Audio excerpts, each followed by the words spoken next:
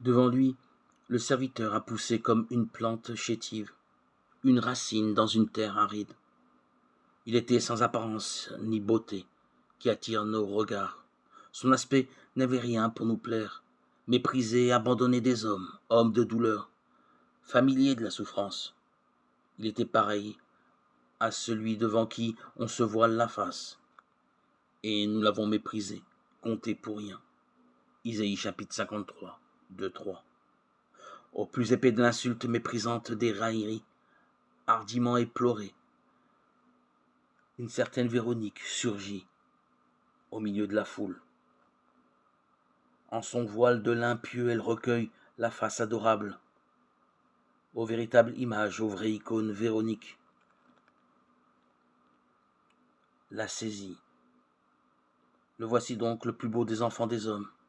La voici donc cette face terrible que nul ne peut voir sans mourir. La face divine qui fait frémir les anges, même d'amour ou de terreur.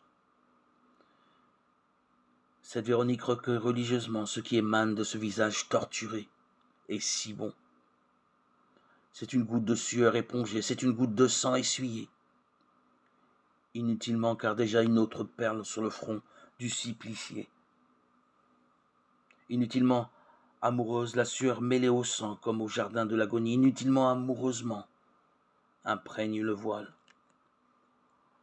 Le salut payé goutte à goutte jusqu'au dernier centime. Une seule goutte eût suffi de ce sang très précieux pour racheter le monde.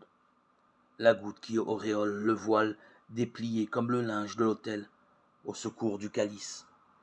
Oh, vous tous qui passez sur le chemin, contemplez ce visage défiguré où s'annonce à rebours l'éternel face à face, la gloire de Dieu envisagée, le resplendissement du transfiguré.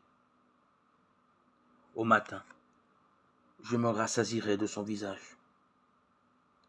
Dieu qui a dit, du milieu des ténèbres brillera la lumière, a lui-même brillé dans nos cœurs pour faire resplendir la connaissance de sa gloire qui rayonne sur le visage du Christ. 2 Corinthiens 4, 6.